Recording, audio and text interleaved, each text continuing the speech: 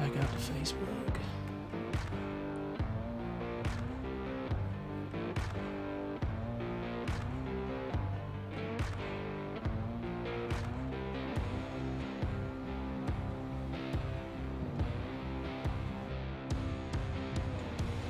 Click on it.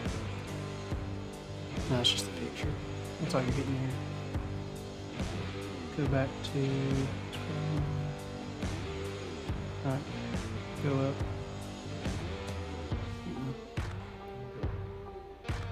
Go up to. She sees us on YouTube.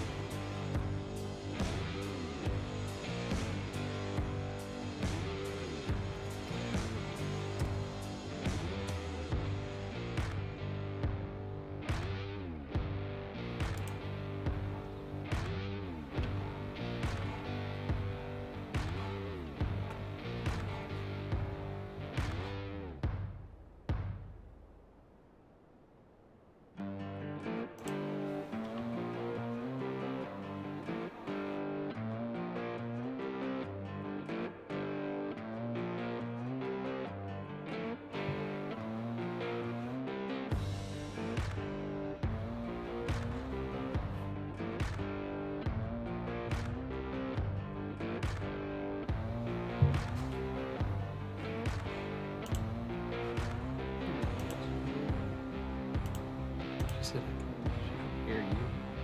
She can hear me right now. Should be able to right now. I turned it off. Okay, there it goes.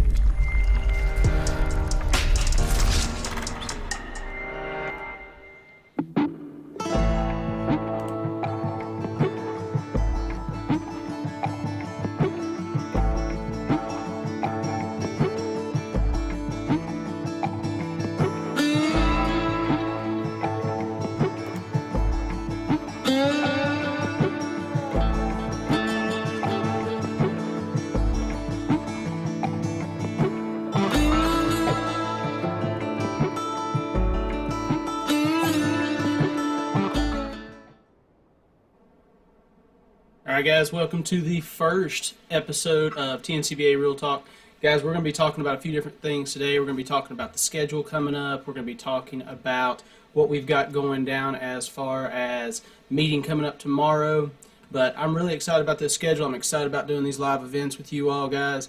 I hope y'all are going to enjoy these, interact with us a little bit. But to kick things off, I'm your host, Cody Dyson. Here's your co-host, Kelsey Harvey. How's it going, guys? I'm your TNCBA president for 2022, and Kelsey is your Angler of the Year, your Piney Pond Angler of the Year from 2021, guys. So we're ready to get a few things kicked off. Kelsey, why don't you tell us a little bit about your year, how things went, and talk about how you managed to make it through on top, brother. Well, I would be lying if I said it was easy. It was a grind. I mean, there was several things that had to fall into place, and really just taking advantage and capitalizing on those times or on those key tournaments.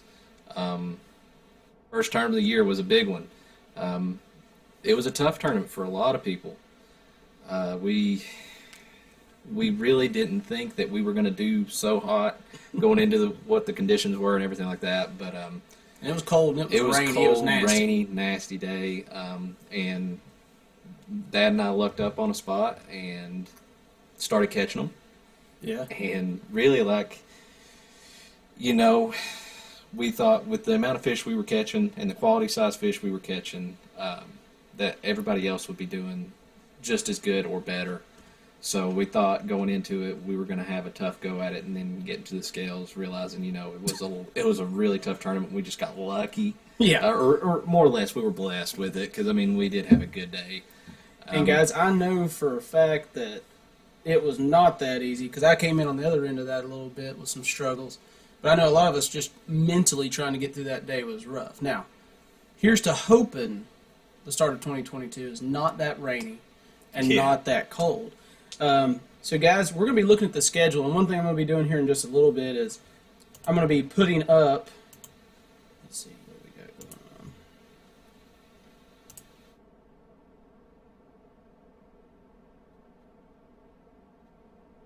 we go.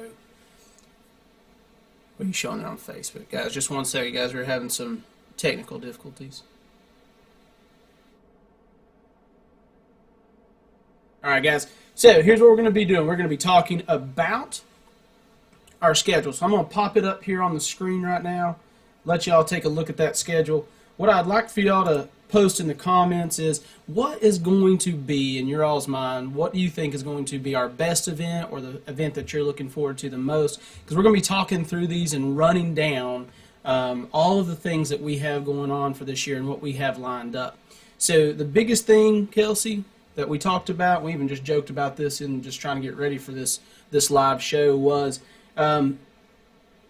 there's a really good April and May coming up in this feed, and I'm looking forward to that April and May swing probably more than anything. We both have enjoyed fishing the BFLs and stuff, and we've had a great time fishing Holston in April. That spawn for those smallmouth is incredible. Catch a ton of fish.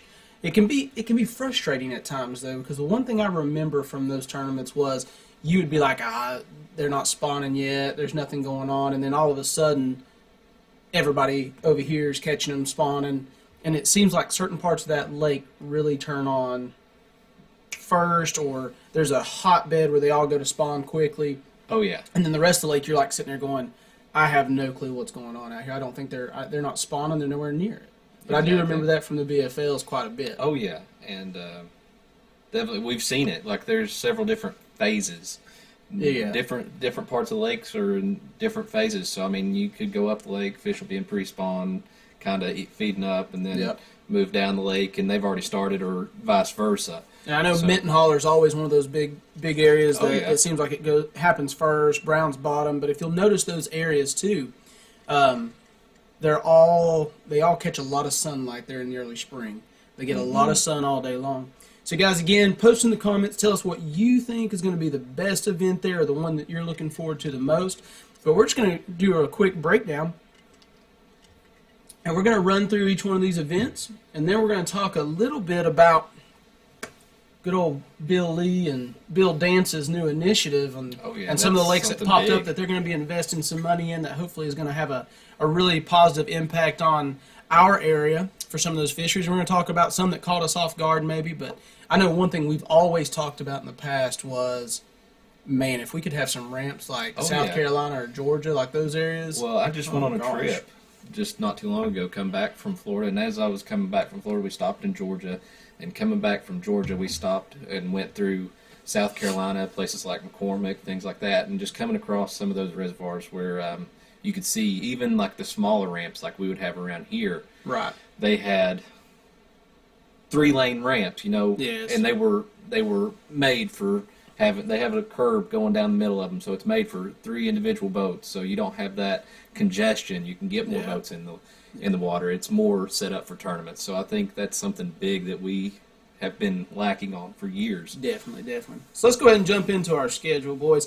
First one coming up is in February, and what we've got going on has really been kind of a staple of the TNCBA. We have visited Cherokee on multiple occasions, right? And with that, we have been able to, we've really figured out a lot of patterns that work. Oh, yeah. And we've learned kind of that seasonal deal. So Cherokee's not going to be that new to us, but what do you see right now going to Cherokee, February, certainly still considered wintertime fishing? What do you see playing out, Kelsey, on that lake? As far as what I plan on doing, really is one of those things that gives me comfort is going and tightlining. I think that's going to be one of those things that you can go do and run several different banks and do, but you can also bet on there's going to be people going down the lake towards the dam area and Demikian, some of those smallmouth. I think smallmouth is going to be key for this tournament, especially now that they are going to be a 15-inch size. Yeah, and that is the nice thing about not playing around with them later on in the summer. Like 18 inches, which they're out there, plenty of them, but trying to gamble yourself on going and getting 18-inch smallmouth sometimes can be a challenge. But I think you brought it up, smallmouth. That's the one area I've changed a lot on Cherokee, is instead of focusing so much on that middle to upper end and Oh, yeah. chasing largemouth or hoping to run into largemouth. My attention has really started to slide towards the lower end of the lake, focusing on those smallmouth, and that's really where I've spent the majority of my time practicing, focusing on breaking down that area of the lake, because it just really seems like if you don't have smallmouth mixed in, or a good amount of smallmouth, the majority of your bag smallmouth. Now, I'll take this back. Our buddy Ryan Pope, last year in the Tennessee team show, this is a little bit earlier, but whooped our hind ends, came in, he had a late draw, came back up towards the middle section of the lake there, started flipping a jig around some log, some laydowns and stuff, and boom, boom, boom. Well, that's another thing about Cherokee Lake. I mean, you think about it, you've got a good mixture of smallmouth and largemouth. Yeah. So you may be able to run back in some of these creek areas and crank them. There's going to be some fish shallow. Definitely. I mean, you can do it. And it depends on the weather. Exactly. I mean, if we have a warm lead up to it, and the last couple times we've been on Cherokee, we've had some major issues with flooding and rain coming through in February or in March there and just dumping a ton of rain on the area and really changing up the fishery, muddying things up. It looked like chocolate milk. There's debris floating everywhere. So we're hoping that we don't have that situation in this case. So let's move on to, well, before I jump on, February, you said fly, Demiki. Could be a jerk bait and Could be. And I mean, depending on the water bite. temperatures. Yeah, that's what I'm saying. Like, we could definitely get our hind ends handed to us. Or maybe Fucking possibly an Alabama rig. You never know. Which it's happened. It's happened. It's before. happened. Typically a little bit later though, but we'll keep an eye on it. I still think, hopefully, 5 solid ones, 15 pounds. Yeah, I think it'll take 15. You think take 15? I'd say anywhere between 12 and 15 will be Okay. what wins it. I think that's reasonable. All right. Then, guys, we move on to our March event. And this one's a little bit different for us. March on Boone. And I'll talk about, like, some of the discussion we had with the tournament committee. I know one of the big things was spreading these lakes around. Oh, yeah. We hit Boone a bunch there towards the end of the year. We did a really good job. I feel like the tournament committee did a really good job of kind of spacing things out, hitting all of these lakes that we have in the area, and we mixed in some different times. And Boone in March is going to be one of those differents. Yeah, I think we're going to see. I think that one you can definitely bet on a jerkbait and an Alabama rig coming into play. I mean, we know that Boone is one of those lakes that you can go out there and catch some good fish on an Alabama rig that time of year. Yeah. I think they're going to be feeding up, getting ready for spawning. I'm interested to see how big our F1s are by that point. Because, I mean, even those little tiny dudes were already trying to kill whopper ploppers that were bigger than they were. Well, I mean, and you think about it. I mean, now, this wasn't F1s that we were getting into back in the late fall. Yeah. But we had a good hatch last year. Oh, we've had an excellent spawn, apparently, coming over the last couple of years. Yeah, and I mean, there's a ton of fish on that lake right now. And I think either way, whether we catch a bunch of big ones or a bunch of little ones, I think it's still going to be a fun tournament. I think there's going to be a lot of fish caught. I definitely agree with you on that one. I'm going to lean towards possibly a trap. You might be able to get on some of those flatter points and stuff, and maybe some of those humps. Finding some of those I'll be places. interested to see when the water starts coming up. Yeah. Okay, because again, that's something else that hasn't been normal for 8 years or thereabouts, is that we haven't had like a normal fluctuation in the water. Yeah. So it'll be interesting to see how that water comes up. Does it come up like early, or is it super slow and we're still dealing with close to winter pull? I think it'll be moving up pretty quick. I do too. So that'll put some more timber back in play too for us. Oh yeah. If it hasn't died off and we lost it. So I'm thinking March, crankbait, jerkbait, that Alabama rig again. Maybe probably a little too late for the fly. I know Cody Snyder's going to be out there throwing it. He don't care. He'd have a fly on all year long. That's what that boy loves to do. And he's going to have it. If Pope gets to come up and fish with us, he's going to have a pit boss or a jig in his hand, and he's going to make that work for him. I'm going to compare. Pope is our Greg Hackney of the club. Yeah. He's got a flipping stick in his hand, and he is going to flip and flip and flip, and he's going to find them. He'll catch them. And he'll catch them, and he's going to come in with a good sack. Or he's going to die trying. Oh, right? yeah. He's going to die trying. So, but going back to Boone, I'm looking forward to it with it being a different time of year. Last year left a bad taste in my mouth just because, like, those couple tournaments, the night tournament stuff, were rough, and so I'm looking forward to getting away from that. But being in March, pre-spawn could be some big girls swimming around. Oh yeah. I mean, we go back to last year. Our biggest smallmouth and our biggest spot both came from the very first event of the year, and held on all year long. They did. Now, we got Gunnersville in play. We got Watauga in May. Like, there's some other heavy hitters coming in there for big bass. But you could see some really big fish come out of Boone at that time of year. So I wouldn't be shocked to see a 5 or 6 pounder come out of Boone that time of year. It is very possible. Very possible. Very possible. Then, after Boone, here comes the one we're all excited about. And I'm going to say the 3 tournaments, guys, that you see here coming up for these next 3 months, April, May, and June. Well, I actually even include the night tournament there on Douglas. I hate night tournaments, but I'm still excited about that one. But this is probably one of my favorite stretches of tournaments that we have had in a long time. In several years. Yeah, Again, you're going to go to Holston in April, and on the 16th there, it's Easter weekend. It's the full moon. So, I know there's a lot of different things that'll work, but I like to be stubborn sometimes. When there's a certain bite out there that you only get to fish once a year and it comes around, this is going to be one of those times that I am really, really going to lock a worm into my hand. Well, That's what we'll do. I mean, you think about it though. We've got 2 different things that could be in play. You could be catching those big pre-spawners. Yes. And we've done that. I mean, in the past. I mean, what was it? 2 years ago, we done the Connect Scale tournaments. Yes. And catching on Kitex and swim baits. Yeah, you and I went out the weekend before we done the club version of it. Yep. And we caught several boom, boom, boom on a swim bait. Yeah. And then later on in the day, we went back into Mitten Holler and caught some fish, caught some good ones on worm. So I mean, that goes back to what I said earlier: is they're going to be in different phases. And you could really probably pick your poison. I know Dad one time was cutting on a BFL with a guy, and he's like, you know what? Like, I focus on off the bank. I'm going to fish for them coming and go, and I'm not looking for the ones that are up there spawning per se. He's like, I'm going to hang out here. I'm going to catch some that are pre-spawn, getting ready to move in. I'm going to move up there, and I'm going to catch some that are, or I'm going to catch some post-spawn coming back out to me, but I'm not going to go up there and compete with guys on the bank. So it is very, very doable.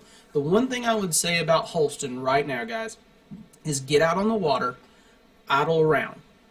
Don't necessarily go fish. You're not fishing areas that they probably wouldn't be there right now anyways. But idle around the lake and find you good concentration of boulders, river rock, especially isolated rock around that lake, and really start to drop you some waypoints on some places. If you find these on secondary points, awesome, perfect. It gets even better and better. But go out there and find you some places. That's one privilege we have, Kelsey, in this area. With these lakes drawing down the way that they do, we have the ability to go out there and see what the lake's going to look like whenever we finally do get to the spring and summer. And try to locate those schools of fish, because, I mean, if you locate those schools of fish that are out on these points and places like that, close to those spawning areas, that's where they're going to go. So exactly. that gives you a good idea and a good representation of what those where those fish are and where they're going to go, so you can kind of get an idea of where you want to fish and when that time comes around. And that's one thing I've talked to with some guys in the past is, like, especially as they're getting into fishing, like, once you kind of figure out whether it be summer or whether it be winter, pay attention to where you catch those fish or where those fish are located. It's a back and forth motion. Like, they're going to pull out here in the summer and winter. They're going to move back in there in the spring and the fall. And once you kind of learn how to intercept those highways, then it's a much easier way to break down the lake. You're not running around here trying to fish the whole lake. You're like, okay, it's springtime, so I'm going to move back into this 25% of the lake pretty much. Oh, yeah. And then it makes it a lot easier. So Holston, definitely. I think this is probably going to be, there's a high likelihood that big smallmouth will come from one of these 2 tournaments, Holston or Watauga. What do you think big smallmouth's going to be this year, Kelsey? I want to say it's going to be close to 5. I mean, really? I think we're going to have another one close to 5. If not over 5, maybe even bigger. I'm thinking over 5. You remember a few years ago, I know Robert Chapman had one over 6, right? He had a big old football there one year. We were up there in the springtime.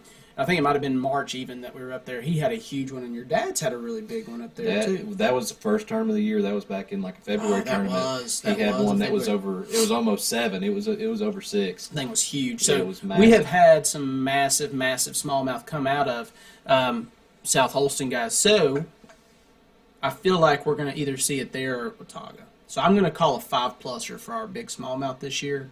You agree? Yeah, I agree. I mean, I'm not gonna lie. I'd like I want to it to catch be one. me. I'd like to catch one over. I've never personally caught a smallmouth over 5 pounds, so that's one thing. Like Right. I'm gonna work Right. on this year. I want to catch one that's. Me and I wanna Dad have catch talked those about big that. ones. Like, we've never had one over 5. Now, Dad's big largemouth, not his biggest largemouth, but he's had a Yeah. 7.5 up there on Holston before during that same time where the worm bite's coming on. So that was on the worm bite. Yeah. I was on the worm bite. So I'm thinking, I think this is going to be one of those tournaments that we're going to see a 17 to 20 pound bag win. Yep. You know, Easily. and you better have in that 15-pound range to make a top 5. Oh yeah. For sure. Maybe even further back. You know, there's going to be a lot of pressure on the lake. You know, it's going to be chaos, but it just comes with the territory anywhere we're at around here in the springtime. And one thing to remember, guys, on that tournament: don't be afraid to fish behind people.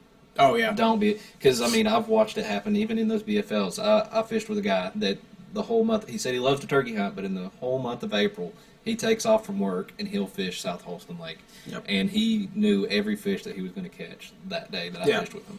That was so impressive because he had them waypoint. He told you how much they weighed and everything, Yep. and like. And that's the thing; those fish will pull up there and they'll sit there, and he can catch them 2 or 3 days before the tournament during a practice day, and then go back up there the day of the tournament and catch those same fish because they're going to lock onto that bed.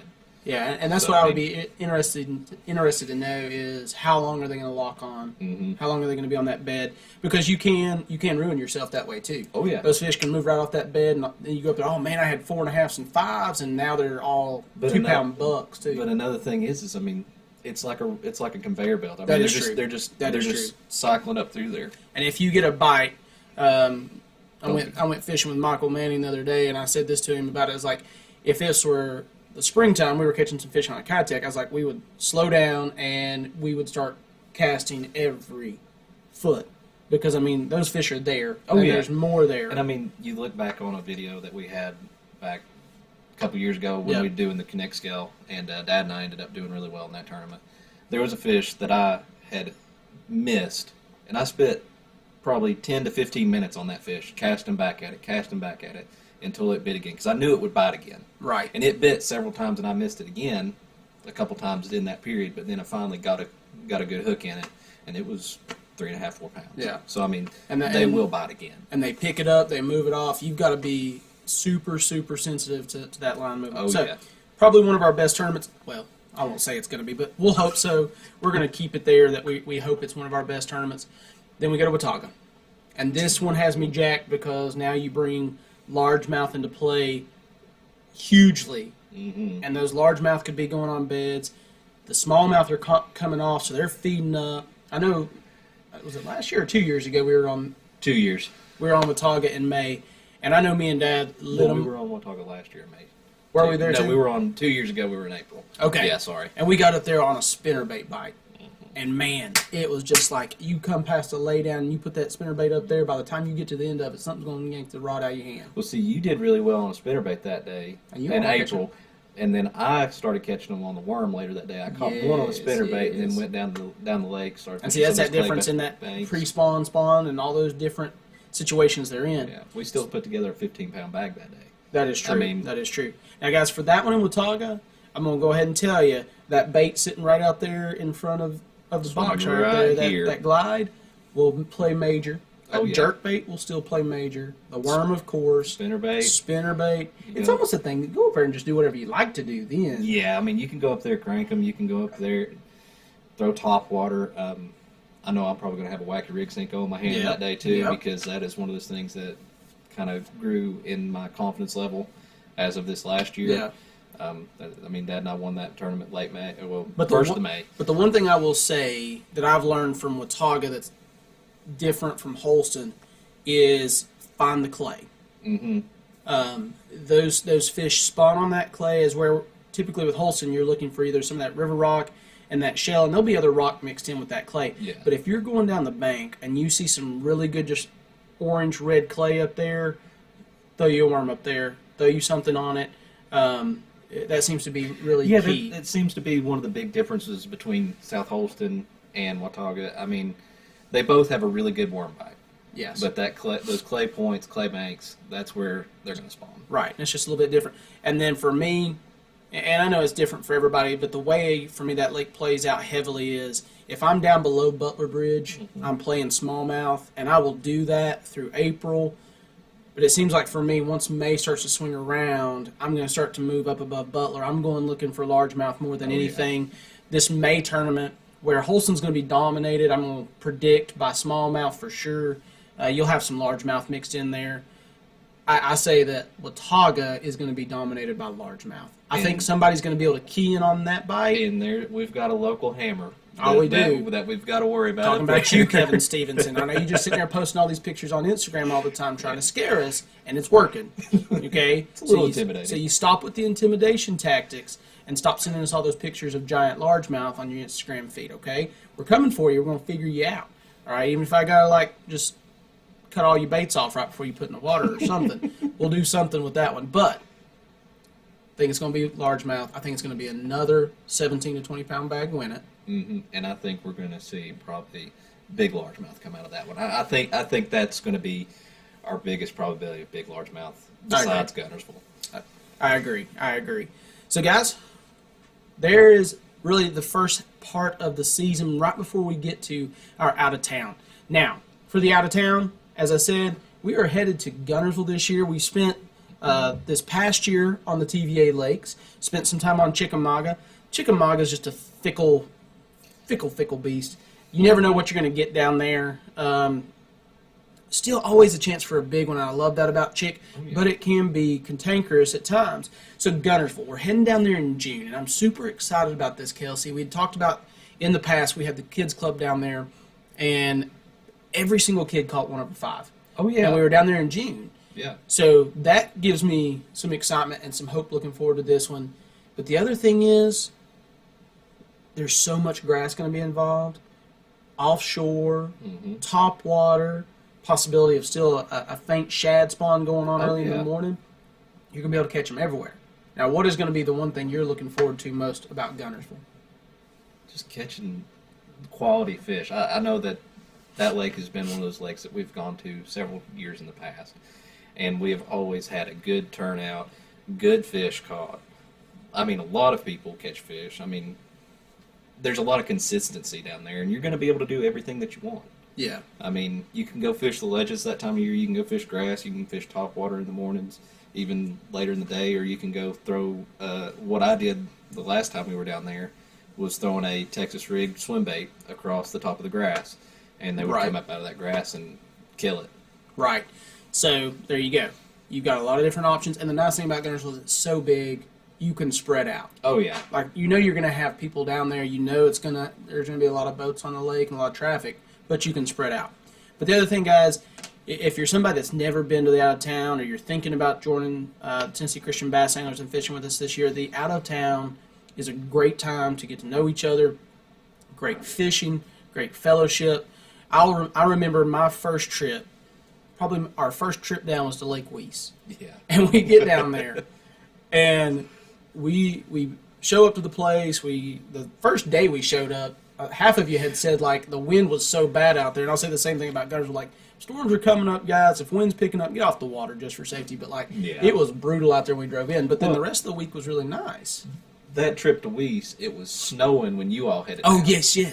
It was snowing the day we left. And then we were down there, and it's sunny, it's beautiful. But probably one of the best stories that made me laugh so hard, there was this little dock in a little cove right there at wherever we stayed. I don't even remember the name of it. And this old man walked down there. And he's fishing off the dock, and he's got his little tackle box. He's got his rod cast out there in the middle of the pocket. He's working it back in. It gets hung up. And he's sitting there pulling on it, and he's pulling on it, and he's pulling on it, and all of a sudden, that sucker shot right out in the middle of the lake. Nothing he could do. He just put his hands down. He stared at it, picked up his tackle box, and just walked off. And I was like, oh my gosh. how demoralizing. I mean, I was like, that's how I feel some days fishing. I might as well just throw my rod in the water. But that one took place. And then my next one was Gunnersville and Woody's. Oh, And you remember Woody's, guys? I think Woody's has actually been rebought, and they've actually remodeled a lot of the stuff at Woody's down there in Gunnersville. But we went down to Gunnersville, and me and Dad, I don't know if we had worked the day before, and we drove down there late. I don't know. We still didn't really know y'all that well. But we drive down there, and we get into Woody's, and we get in there, and Woody's wasn't the cleanest of places. This has probably been 7, 8 years ago. Not at all. Not at all. COVID would have been scared of Woody's, I'll tell you that much. That's exactly right. But we get in there, and I'm like half asleep, passed out. And my first time I get to meet Wiley Gobble, or the first time we stayed with Wiley and them, he comes in there and he's like, "You want some ham?" I'm like, "Oh, hey, Wiley, we're asleep, man." I don't even know what time it was. So it was a good time. But, guys, they're some of the best trips you'll have, and you'll get a chance to hang out with a lot of good guys, time on the water. We share out a lot, so you're not lost out there. People are texting, letting each other know what's going on to help put you on a bike. I know sometimes it can be intimidating going to a brand new body of water, and it seems like there's so much going on that you're like, where do I even start? But the good thing is a lot of these guys will help you out, and they'll help put you on some fish or help you figure out at least the little telltale signs of what bite's going on. And most of us will go down there for probably the week, maybe a couple days ahead. We go down there and practice for 3 days. Tournaments on Thursday and Friday. That way we kind of don't have to deal with as much traffic on the weekends. Yeah. But Gunnersville is one that numbers typically. You may not see as many 8, 9, 10 pounders as you do come out of Chick, but the consistency in the numbers down there is really good. And I really like how that turns out for us going down there in June. So what's going to be your call? 2-day wait. 2-day wait. And now I have to say, Gunnersville has a special place because me and Dad, I've experienced both. We zeroed one time because I was too stubborn to go fish the grass and fish up on the bank. Well, it's one of those lakes you can't not fish history at times. I know. But then that one time we went down there and hit him right smack at the right time and had a big bag off the bridges. So what are you saying for the 2-day wait? What's it going to take to win on Gunnersville? I'm going to say it's going to take probably close to 35, 40 pounds. I think 35 and 40? Yeah, okay. I think somebody will be able to get on them and bring 20 pounds of fish in. I mean, best 5. Come out here with 17 a day, yeah, 17, 18 a day. I think somebody will be able to catch a 20-pound bag easy one day. I just hope it's me. I hope it's you. I hope it's one of us. That's what It'll be fun. That's what I'd like to have happen. All right, so moving on from Gunnersville, we said the next one we go into our first night tournament. And typically, guys, if you know me, I don't like night tournaments that much. I like to sleep. It's not that I have anything against the fishing. The fishing is great at night, especially once you get into the summer around our area. You go night fishing, you're going to catch fish, you're going to have a much better time fishing typically than you would in the daytime. I just like to sleep. I like to be able to see what's going on. But this one, I'm excited about because I love Douglas in June. And guys, if you don't want to travel down to Chick, you don't want to travel down to Gunnersville, these TVA lakes to ledge fish and learn about your graphs or anything like that, Douglas in June is the place to go. It's got the perfect setup where you can go out there and learn your graphs really well. And our points, the bottom's fairly clean, so you can see the fish show up really well. I know it's where, once June rolls around, the 1st of June, I like to go down there about once a week in the middle of the week. I do have that luxury that some people don't. But you go down there once a week and fine-tune your offshore fishing and learn how to do that. And I feel like that's still going to be playing here in June. Yeah. It's late in June, but at night it's going to be cooler. Mm-hmm. It's going to be a little more bearable to be out there and fish those deep spots because you know just as well as I do. When you're fishing those deep spots during the middle of the month. Oh, yeah. Especially if there's no breeze. Those can be some of the most miserable, hottest days. You're sitting there and there's just drops of water just running down your back, and you're like, I know when I walk out of here, like I'm just saturated from head to toe. But like I said, I feel like for that tournament, guys, there will still be shallow fish. There'll be fish moving up there to feed. You can catch them that way, but you can also go out there and the big players for me. and me and Kelsey have learned this through the BFLs, and I know I keep on making plugs for the BFLs. Guys, if you want to learn a lot about what's going on and how different people fish co-angler in the BFLs, you can have some rough draws. You can, but you can also learn a lot. It's always a roll of the dice of who you're going to get. Yeah. But, I mean, I learned a lot through fishing the BFLs. I mean, I give my dad a lot of credit because I learned the majority of what I know about fishing through him. But I mean, there was several different techniques and different styles of fishing that I learned from fishing the BFLs. And I mean, I took those and made them my own in a way, from what I already knew. Exactly. So I mean, they're definitely a good learning experience. I always recommend doing it on the co-angler side because you're not in control. So I mean, it forces you to do different things. Right, and you sometimes have to do different things behind the boater that's fishing, and it forces you to not do the same thing. You have to make adjustments. But going back to the techniques we've learned, a big crankbait, but more than anything, a big football head jig and a big shaky head worm are probably my two. Yeah, that Magnum right shaky there. that's sitting up there. You guys, get out there and drag it around. Big swim bait. I've had some luck here recently on the scrounger head out there. After I watched Lambert whoop up on people out on Kentucky Lake, I threw that around a lot. So the scrounger head, but a big swim bait. I think if you go out there with a big swim bait, a big crankbait, the big football jig, and the shaky head, you're going to do some damage. Then you can go into some more finesse applications. You can get into your drop shots out there. I know you dropped the Magnum shaky head right below the boat when we pulled up on a school last summer. Yeah, and that was actually pretty cool. That was pretty cool. I mean, watching those fish fly around, and we're talking 2D. We're not talking even on Panoptics at this time. Like, just drop it underneath there. They didn't care. They didn't care how big that head was or anything. Just blowed it up right Dropped there. it about 20 feet, and then boom, there it was. So, I mean, Now, the other thing that was there is the Carolina rig. And when it comes to offshore fishing, the Carolina rig can be cumbersome and awesome at the same time. I don't like it for the simple purpose of I can't cast it as far or as accurately at times. yeah, But you were lighting them up on the Carolina rig when we were down there this past summer while I was trying to get bit on the football head jig and on the shaky head worm. yeah, and I want to say the way I throw my Carolina rig is I normally put about an 18 to 24-inch leader on there. I throw a big ounce and a quarter, ounce and a half weight on it, tungsten, and I'm throwing a Cinco behind it. So I mean, you've got a very finesse style bait out there, really, because I mean, you think about it, that Cinco's dragging behind 2 foot of line, so it slowly does that thing like it would on a wacky rig. It just floats down. Yep. So I mean, that's one of those things I have a lot of confidence in on offshore structure, stuff like that. I do think your bigger fish are going to come off that Magnum shaky head and stuff like that.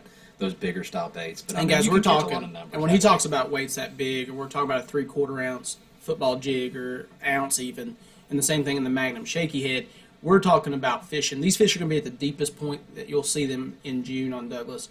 We're talking 30, 40 foot of water. I've caught them out of 50. You've caught them out of 50. I mean, so they push out as deep as they're going to go after that shad spawn. Now, once that thermocline starts to form and once all that oxygen gets used up out there, they're going to start to come back up into the shallows. But they go to their deepest point here in June. So, Douglas, I think the weights are going to fall down a little bit because by that point, a lot of people are going to bust up those schools out there, I feel like. But we also go to a 3-fish limit at night, which I like for 2 purposes. 1, it's easier to keep those fish alive. 2, makes the competition a little bit tighter as you're fishing at night. So with 3 fish, you think we see a 3-pound average, 9 pounds? I think it'll be. I think somebody will bring in a 12-pound bag. Okay. I think somebody. Do you think somebody brings in 3 4s, or do you think somebody drops like a 6 and then 2 3s? You know what? The 6 and 2 3s. The 6 and 2 I think that one's more. I think that one's more consistent. I think that would be. I mean, because somebody's gonna stroll into one. Somebody's going to find a big one somewhere, whether it's up shallow or out deep. I agree with you. So I think with you, 10 to 12 pounds is what it's going to take to win.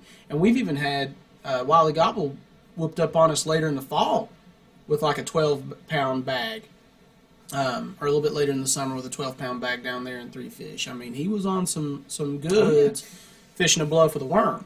Throwing a shaky head. Throwing a shaky head. And that's a great bait at night on Douglas. Definitely. All right, so let's keep it rolling, guys. So our next tournament there in July is actually, we're not going to really discuss this one yet because we don't even know exactly what we're doing. We're kind of leaving some options open. The tournament committee had a couple different ideas, and we want to get some feedback from the anglers. So we're going to be voting on it in February. But we kind of have an option A and an option B in this situation where we could fish like an early morning event on Patrick Henry, where you kind of get out there before the heat, get off the lake before all the pleasure boaters and stuff. It gets too wild and crazy. Or just fish a night tournament. Yeah. Okay. So we'll talk about that one later. Then we go into August. We have the picnic, guys. I hope you all come out and enjoy that time. The picnic is always a blast, hanging out, playing cornhole, playing hillbilly bowling. The food's great. Yeah. The fellowship's great, guys. It is an awesome time. And then September, our last night tournament back on Boone, right? I think it'll be better this year. I really do. I do too. I think really what kind of messed everything up this last year was the water had just come up. So, I mean, you got to think about that. Those fish were clueless as what to do. Oh, yeah. Where to go. We were clueless of what to do. Yeah. So, I mean, I think there's going to be more consistency Yep. in the water, and I think the fish are going to be in a normal pattern. And I don't know this for sure, but I still think this winter and after that water came up and has gone back down, I think you'll lose a little bit of brush, too. I think some of it will have rotted a little bit, maybe not as fast as I think. And I think more people are going to get out there and clean up their property, too. Maybe I think that's you're going to have a little bit more of that after this first year. Because that was the other learning curve. Yeah. You'd go down half a bank, and it'd be clean as a whistle, and then you'd hit a patch where somebody hadn't cleaned off anything, and then all of a sudden it's tons of brush, tons of trees. You're getting hung up every single cast, and that was the other thing was finding something that wouldn't get hung up so much. Yeah, that was a true learning curve. So I mean, definitely. Now, Dad, what we ended up finding our fish on, or I shouldn't say us, he ended up finding them with reg and stuff. But what we found our fish on was clean points. But he was throwing a chatterbait, which kind of odd. I mean, yeah. I mean, he had never really, that's risky with all that timber in the water. Yeah, it doesn't come through the timber as well as, say, a spinnerbait. But at the same time, throwing it out over those boulders and stuff is what we found. So I think really that'll play again this time. There in September, I think you can get out there with a Ned rig on some of those clean points and humps. I think you can get out there with a spinnerbait. I'll be throwing a tube. You'll be throwing a tube. But those things, the Ned rig really seems to shine here as we get later on into the summer and into the fall. For me, is where I really noticed it to come around. So this one, though, I'm going to say probably October may be tough. But I'm going to step out on a limb and say our toughest tournament of the year, our lowest weight of the year is going to be Boone. I agree. I think it'll be our lowest average. I think you're going to be looking at 2.5 to 3 pound average. Yeah. Well, I mean, there's still a good chance. I mean, your dad and Reg went out there. Oh yeah, and they have a solid bag. So I mean, you never know. You never know. It could surprise us. I mean, it has the last. And as we get to fish it in the spring, we get some more eyes on the lake. I mean, there's guys catching them as we speak. Like, so as it's tough for us, somebody's out there wearing them out. Well, I mean, you look back at the last few tournaments we had out there this year. I mean, there was a 4-pound fish caught in 2 of those tournaments. I mean, exactly 2 or 3 of those tournaments. All 3 of those. No, one was close. One was close. But all right, guys. So after we get done with the Boone tournament, we're done with night tournaments for the year. We have 3 of those night tournaments. We have 3 drops this year, which works out nicely. You can miss either out of town and then miss a couple here, or if you're somebody that can't fish night tournaments, you can miss all 3 night tournaments, and it's not hurting you in the points. So that's one nice thing that we do as a club to really help things out and really try to even that playing field. Because again, we ain't here playing for big money. We ain't here making our living off this. So we want to keep it fun. We want to keep it competitive for everybody. We want to make sure everybody can be in the run. Yeah, definitely. So then we go to October on Cherokee. And this one, smallmouth have come back around to us. They're 15 inches again, so you're not messing with 18-inch smallmouth. But they're usually pretty lean about this time of year. The metabolism's been just running full force all summer long. A lot of times they're slicked out. Weights are down on fish. What might have been a 3-pounder earlier in the year might be kind of trimmed out, slimmed out to like a 2.5. That one could really be a hit or miss turn. It could be a really if we have some cooler weather going into it. That could be. That's what I was going to say. Really change things up, and those fish could start going crazy and start eating and doing crazy things like that. Because I know in the Bassmaster Open that I got to co-angler in 2 years, well, it'll be 2 years ago once we get to this one, they were catching them, you had a lot of people catching them out deep. It was still a smallmouth bonanza is what it was. Oh, yeah. But we were able, my second day guy was able to go up and we caught them cranking. And they were super shallow, but it was also windy, overcast, rainy. It was nasty conditions to kind of bring them up there and get them going. Oh, yeah. The majority of your guys that were doing well in that tournament that time of year, they were fishing out deep. Mm-hmm. Those fish were acting kind of like they do in the wintertime. They're following around bait balls out deeper. They were throwing Kitex. They were throwing Ned rigs. That's what really came to play. Now, shift gears on the last day. And, guys, this is why you need to go back and do your research, look online for tournaments and things going on to see how these patterns play out. This guy, sorry, guys, left that schedule screen up there too long for you. The guys down there, or the guy that won on the last day, threw everything away. He had been kind of catching them in a certain location, and he started throwing topwater around brush piles, shallower brush piles. And that is what won the event for him because he basically had nothing. His primary stuff fizzled out. So kind of think about your days and the weather that you're having. If it's overcast, you can go crank, kind of getting more open water, deeper stuff. But then don't forget about that. If you get a chance to go down there and practice, go graph. Find you some brush piles. Find you some places that those fish are going to pull up into when it's super bright, super sunny. They're looking for some cover. But there you go. I think he was throwing a Strike King Sexy Dog around that brush and stuff and ended up coming back. But what's going to be your thoughts? What do you want to do when you get there? I'm going to say, it's going to be fall of the year. I'm going to focus on a bait fish type mindset. So I'm going to be, crank baits, swim baits, possibly even an Alabama rig jerk baits, things like that. Moving baits are going to be my key focus that time of year. Probably going to spend a lot of the day with a jerk bait in my hand. Hoping that fall bite's starting to kick in and come around. So, all right, guys. Well, let's keep going. And again, guys, if you got some questions, we'll answer some questions and some comments here towards the end. We'll see what we got once we get through this schedule. We only got a couple more events to go. We fished 10 regular season events, guys, and then we have our classic at the very end to determine our angler of the year. And in the 10 regular season events, we are fishing as a team. You're fishing for 5 fish as a team weight, and bring your best 5 in. But then when we go to the angler of the year, it goes to fishing for 5 on your own. Excuse me, guys, which can get pretty stressful. And I know it used to be stressful. Kidding. Well, we'll talk about that here in a second. So we come back to our November tournament. We're winding down. We go back to Douglas in November. And now it's early November. It's a little bit earlier than, like, me and Kelsey one time, we got a cabin, our family did for Thanksgiving, and we were down there. And, oh, my goodness, guys, a square bill crankbait and a buzz bait, super shallow, as shallow as you could get in these creeks. Yeah. They're going crazy. Now, I don't think we're going to be there yet. No. I don't think it's going to be to that point. And one thing about that time was it was a late afternoon bite. That is true. You either went out fishing super early and got bit, or you went back out there when it was basically getting ready to be dark. And then you caught some fish again. But, I mean, how many fish did we catch? Oh, gosh. We caught it was bang, 50, bang, bang. 60 fish and nothing smaller than 2.5 pounds. I mean, with one over 5. No, nothing smaller than 2.5. I mean, it was the perfect situation. It was the perfect storm. Oh, yeah. But November 4th, get back on track. I get sidetracked thinking about memories and stuff. Oh, yeah. I feel like your spook's going to be a player. Mm-hmm. Your spook's going to play.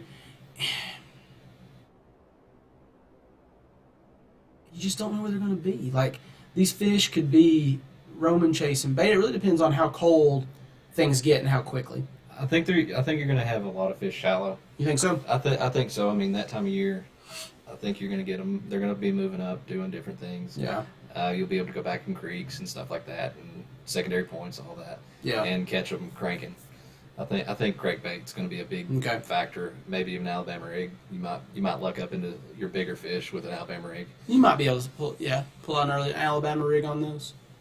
Like I said, I like Douglas one for the instance of it. It's 12-inch limit. I know that's kind of thinking defensively instead of going big and hitting a home run, but I do like the idea of a 12-inch limit going out there and get bit. Now, we'll go back to this, that square bill plate. I go back a couple years ago. Cody Snyder, Nick Wishon caught them on square bills. Mm-hmm. And the key was, and I later figured it out later in the day, do nothing pockets, just mud flat bottoms with brush in the bottom.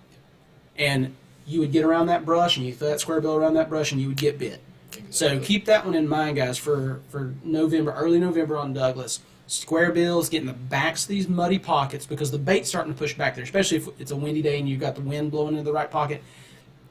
Muddy, do nothing bottoms. You may not even see the brush that's sitting on the bottom because a lot of it was in the guts. Oh, yeah. So like as you're heading up the center of that little pocket, you're not seeing it. You may see it pop up on your graph or on your 2D sonar. You may feel it when you bump into it. But there's brush in all these pockets in the center of them and stuff that has just sunk over time or whatever. So make sure to keep that one in mind. A spook, square bill, crankbait, or spinnerbait around those same areas, and just burn up some water shallow. I don't like fishing deep unless I have a lot of time to practice. Exactly. Because the thing is, you can waste a day really, really quick. It takes a lot of time. It takes a lot of time. So I think that we could see a really nice bag out of here. I still don't think we're going to see something that competes with those spring tournaments that we're talking about, but I still think a 15-pound bag, a 16-pound bag is what it could take to win. And there is the chance, somebody will catch a big one. Yes. I mean, that's another one of those tournaments where somebody can pull out a 5. Yeah, I mean, you could see a big one. So then we come down to our final event. So Douglas was our final regular season. Now we go to the Classic, and we go to Kelsey's arch nemesis, Watauga. Now the Classic, guys, one thing to keep in mind and to remember this year is, and it's the same for the last couple of years, you must fish 6 events in order to fish our Classic, and that just kind of keeps people from jackpotting it, jumping in, mm-hmm. and that also tells us that everybody there is competing. These people are in the hunt.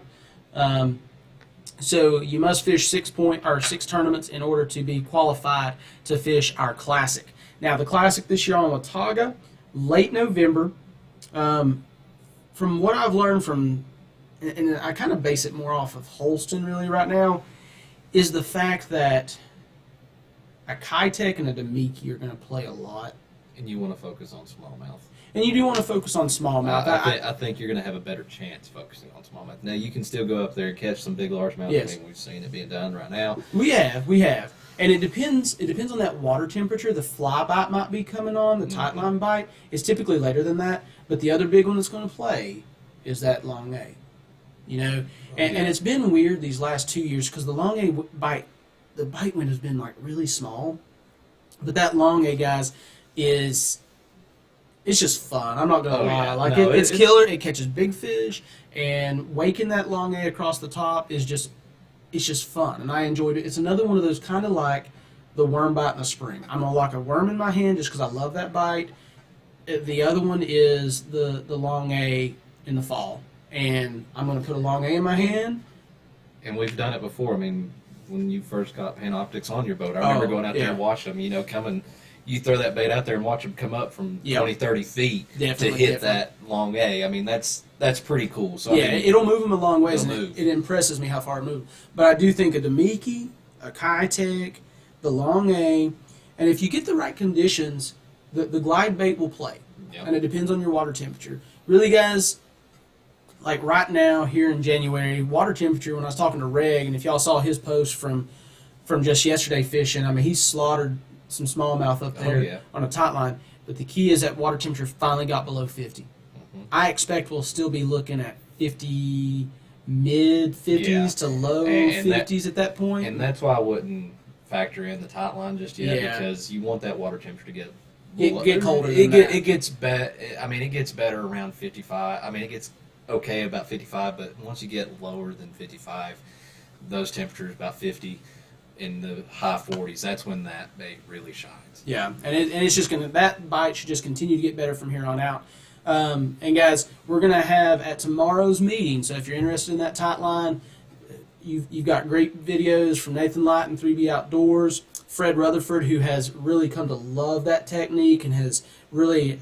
It's one of his. He looks forward to it every winter. That's his thing. He's going to be doing our how-to at tomorrow night's meeting talking about tight lining, just giving you his breakdown on it. And so be there to check that out. But again, that tight lining bite should just be getting better and better as we go. And like we said, should be playing there on Cherokee in February. Definitely. That's going to be one of my key baits on Cherokee, to be honest with you. I think that one's going to play a lot. All right, so we've talked about our tournaments throughout the year. We feel like that spring, as long as weather kind of is traditional and it doesn't go haywire on us, should be awesome, right? Exactly. I think we're going to enjoy that. We've got a good slate set up. So guys, let's talk a little bit. Have we got any questions or comments, Kelsey? No, not really. All right. So what we're going to do is we are going to talk a little bit about this initiative by Bill Lee and Bill Dance. Okay, and we've always talked about how our lakes need a little bit of sprucing up when it comes to boat ramps, access in the water. Like, we have several ramps on some of these lakes, but you don't have a great tournament hosting ramp. Like, no. Douglas, the town of Dandridge, finally invested some money for these opens to keep coming around. And it looks great. And it looks great. I still would argue a few things down there at the Dandridge ramp, like let's repaint some lines and reroute the flow of traffic there. More or less, we need a staging area in a way. Well, that is true too. I think that plays. But along they with did finally congestion. build us a huge dock that you can pull up to at any time and get out. Oh, yeah. That's the one thing that Cherokee has been missing. And they'll say that down at the dam you can put in a lot of boats, the opens go out of there, a lot of other different things. But at the same time, it's like on a 45-degree bank. 25E is probably what people would refer to as the middle of the lake, but 25E, when the water's down, you've got some parking, but it's gravel and just torn and to the shreds. ramp is tiny. The ramp's tiny, there's no dock. And then when the water's up, there's no parking. So it blew my mind. And guys, in this initiative, Bill Dance and Bill Lee are going to be investing some money into these lakes through whether it's stocking or working on the ramps. But it kind of blew my mind, certain lakes that made it on there versus certain lakes that were left off. I know Cherokee wasn't on the list for it. We did have Watauga, though. That one surprised me. That one surprised me a little bit, but Watauga's got a lot of things going for it. It's got the scenery. It's got big fish in it. Yeah, it's definitely one of our trophy lakes around here. But I do know that like the BFLs have had trouble trying to have tournaments on Watauga, and from what I understood, it had to do with other entities outside. It wasn't necessarily a ramp problem, which they do need a good size tournament ready ramp there. And the problem with Watauga a lot of times is flooding, because like Rat Branch probably has your most parking out of any of them. But at the same time, if you get up there in the springtime, half the time you don't know the whole pier's underwater or close to it. So I'm interested to see what they do and what they're actually working on.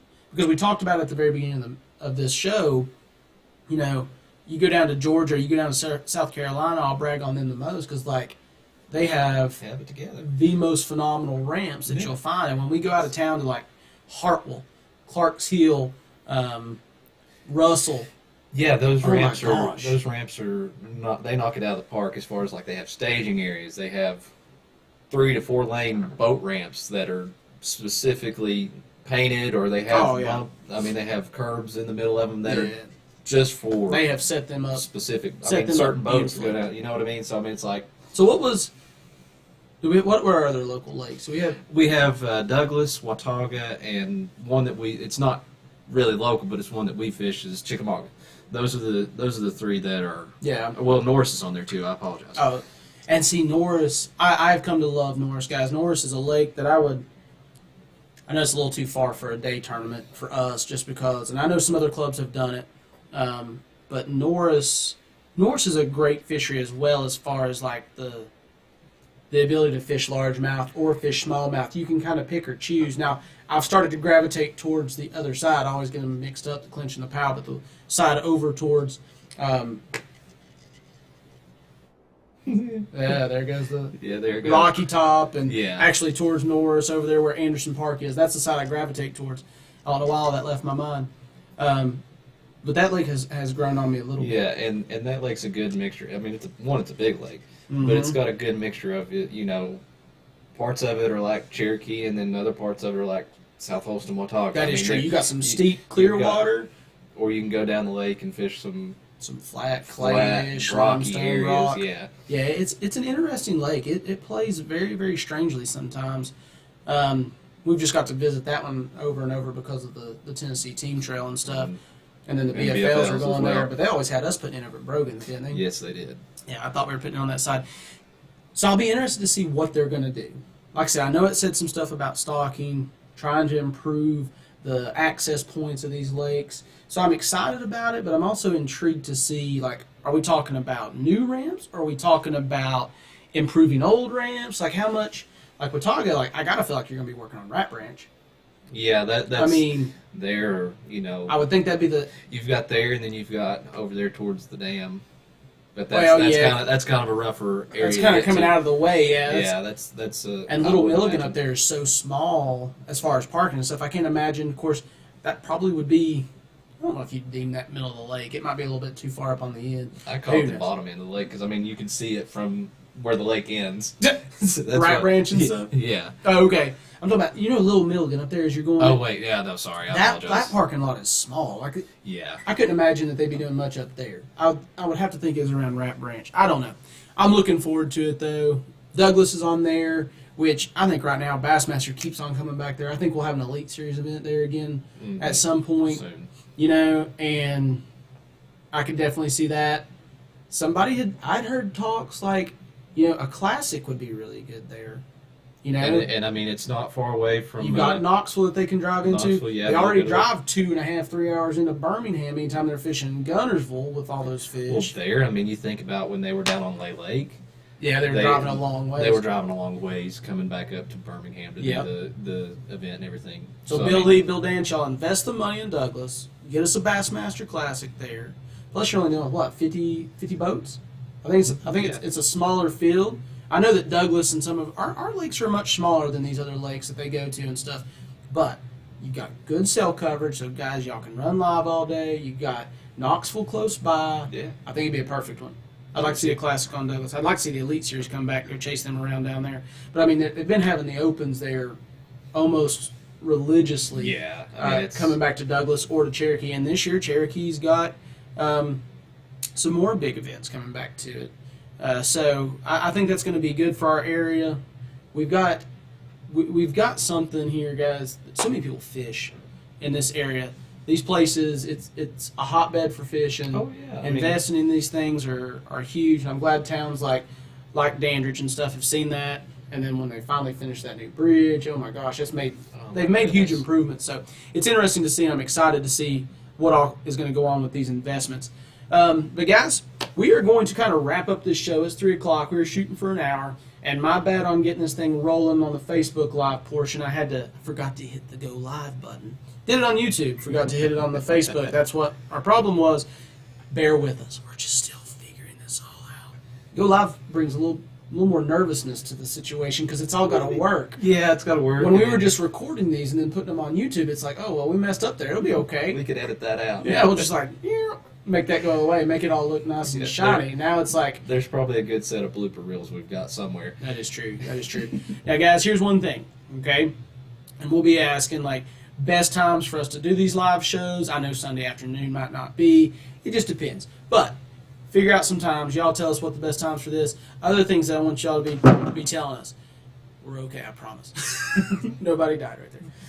But I want you all to tell us some things, some topics y'all want us to talk about. And a lot of these shows that we're going to do monthly, we're going to be focusing on the events from the previous month. We're going to be talking about our club tournaments. Because, guys, the point of these shows is not to sit here and get millions of viewers and become something popular. We're trying to share with our club members. We're trying to share with the guys that fish with us, talk about what we do, help them learn. We have a lot of new anglers come to us and stuff. And I think that's our biggest thing that our club offers a lot of is helping people learn more about fishing, Yeah. become better anglers, taking you all fishing sometimes if you're new to the sport or just new to bass fishing per se. and just helping you all get comfortable with it. Because we know that it's taken us a long time to learn a lot. Oh, yeah, it has. And we still don't know a lot. Yeah. We still do a lot of stupid, stubborn stuff.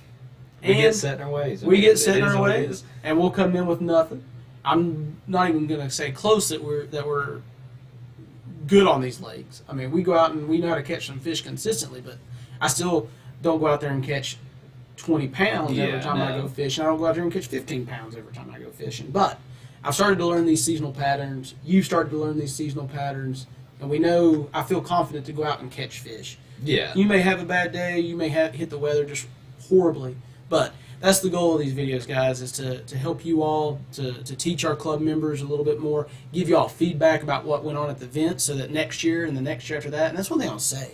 Our guys, our fishermen, our anglers have gotten better and better. Oh, yeah. And over these last few years, our weights as a club have just, they keep on ticking up there, man. Yeah, and I mean, you look at it. I mean, I remember at one time we weren't. I mean, our club, as far as participants, have grown so much, and then the caliber of fishermen. I mean, everybody's growing, and they're learning. And I'll have to say that out of the clubs that are in the area, I think we've got a really strong club as far as we've got good fishermen. We've got a lot of knowledge. We've got a lot of guys that have a lot of knowledge in our club, and I mean, and if you're willing to listen to everybody, because everybody's different. What you're going to go out there and do is totally different from the way I'm going to approach the lake or approach the day. Oh, yeah. But that's what makes us better. I'll pick up something from you. You'll pick up something from me.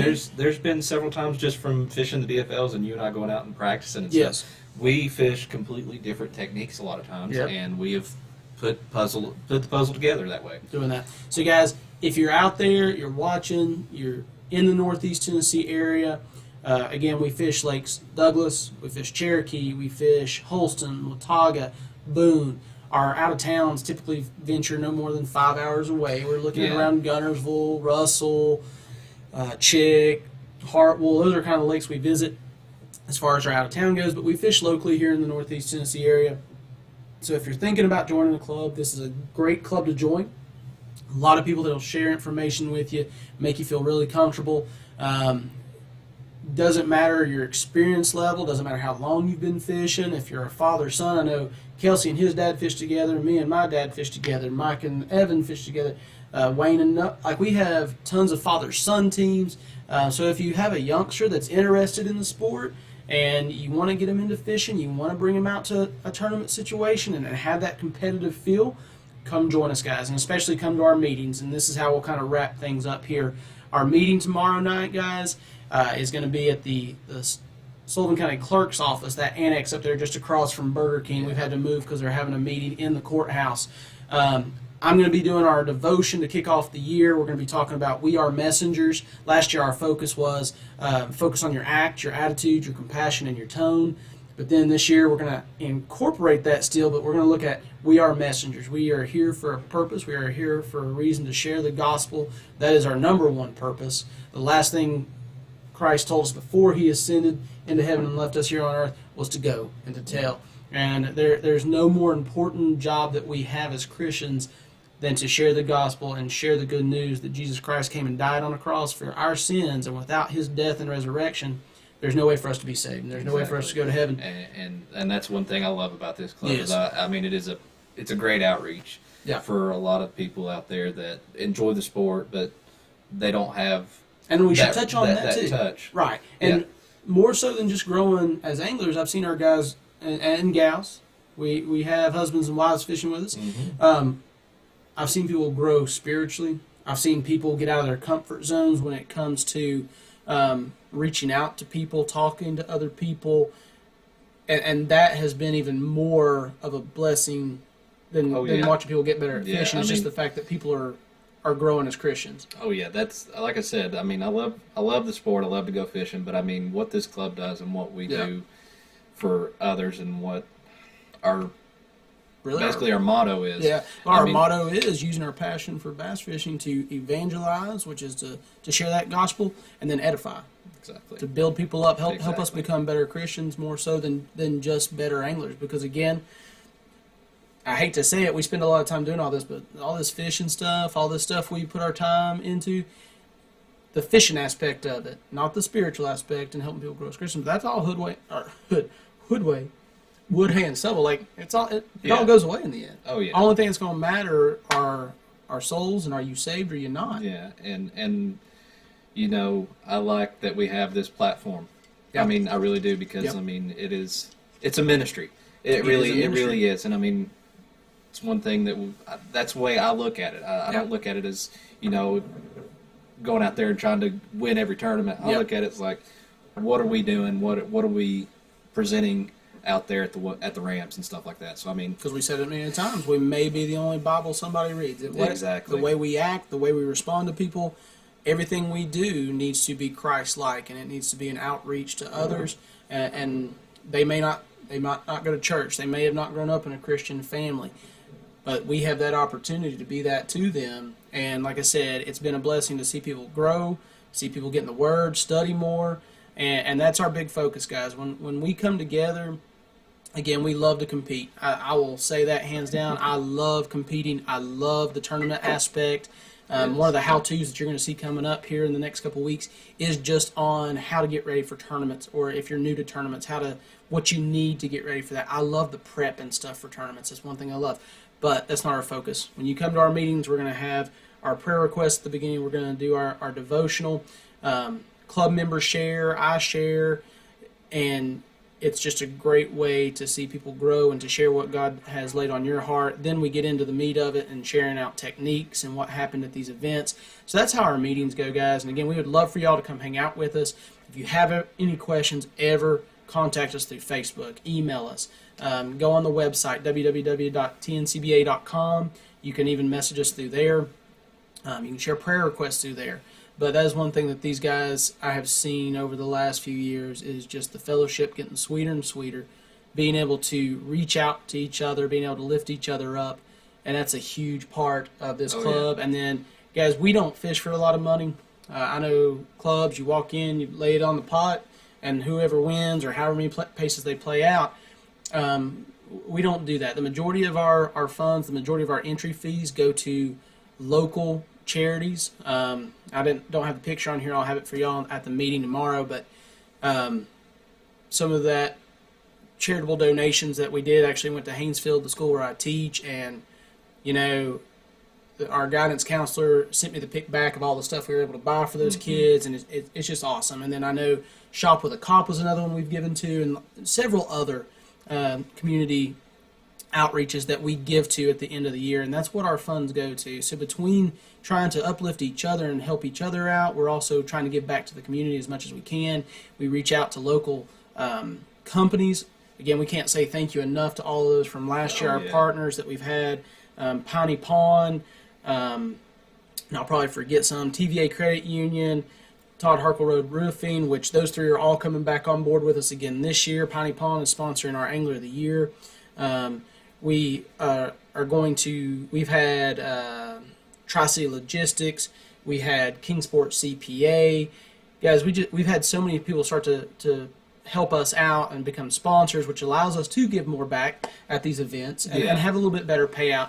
But again, that's why they're so important. That's why those sponsors and those people that are helping us out there are critical, is because they're allowing even more and more of these entry fees to go towards helping out those local charities and these things that we're doing as an outreach. So we can't say thank you enough to them. And again, Watson's, Dixie Custom Tackle, Connect Scale's been with us. We've had several others. If I even pull them up here just really quickly to make sure I name off some of those, don't forget any. But guys, we're even looking to add some new ones. I've been in talk with a few people, trying to add some new ones this year. But I know that's been a really fun part of seeing the amount, what we're able to give back, growing because of people coming in, and as well as these partners that have partnered up with us. I was just going to say that's one of the best parts of what we do. I mean, you see what it does for the community and what it does for these charities, these certain charities in our area and stuff. I mean, it's not, you're investing.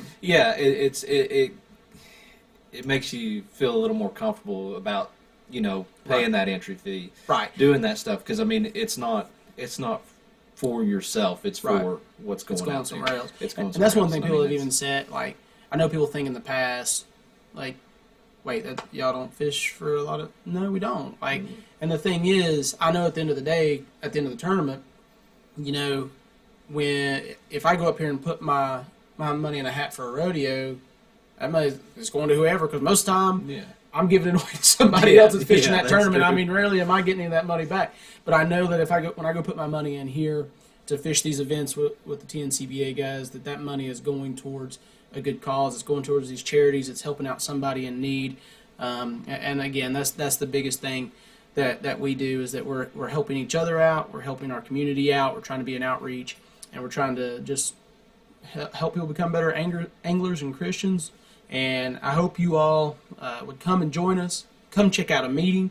You can fish a couple of events as a guest to see if this is what you like, if it's your thing, and then join up. Our membership dues are $25.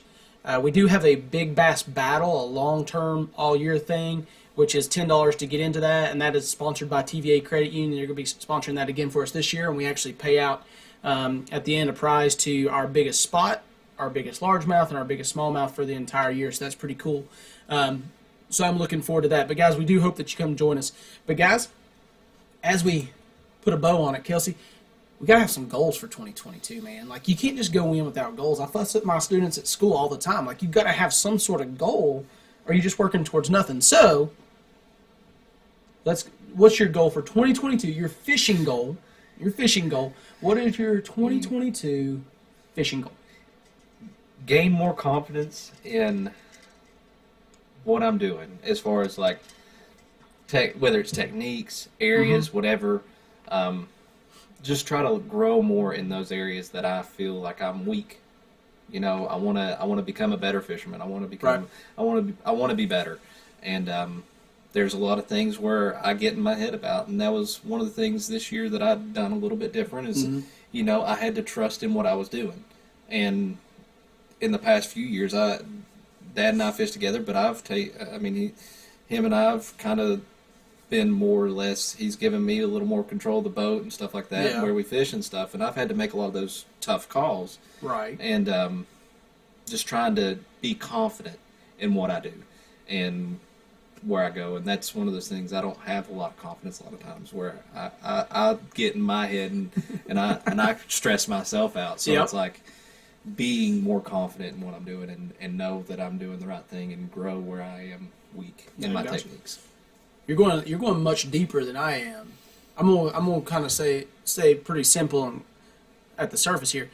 I want to weigh in an 18 to 20 pound bag in a tournament this year. I don't care if it's one of the Morristown Marines or one of the club events or a different event. I don't care. Yeah, I want to weigh an 18 to 20 pound bag at some point.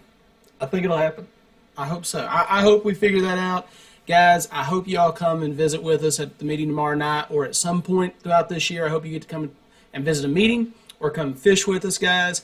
If you are getting out on the water right now, bundle up, stay warm, stay focused on staying healthy out there, but also a tight line, a Demiki, a Kitech, those three baits right now are killers. So get out there, guys, learn a little bit more about that. Like Kelsey said, get confident.